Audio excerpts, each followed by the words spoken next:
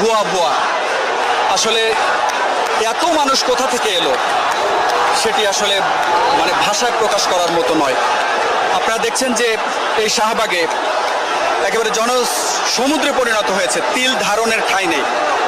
এখানে স্বতঃস্ফূর্তভাবে সকল শ্রেণী পেশার মানুষ এখানে জমায়েত হয়েছে এবং আজকে যারা এখানে এসেছে তারা আসলে সবাই যে যার জায়গা থেকে ব্যক্তি উদ্যোগে এসেছে বলছেন। এখানে অনেকের সাথে কথা হয়েছে আমার, তারা বলছেন যে আসলে তারা কারো দ্বারা প্রভাবিত নয়, তারা নিজের বিবেক তাড়িত হয়ে আজকে শিক্ষার্থীদের দাবি পূরণের জন্য মূলত তারা এসেছেন।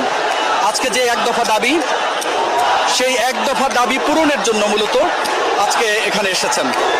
আজকে এই শাহবাগ দুপুর 1টা পর্যন্ত এখানে একেবারে ফাঁকা জায়গা ছিল, একটা মানুষও ছিল না, শুধুমাত্র সেনাবাহিনীর ব্যারিকেড ছাড়া এখানে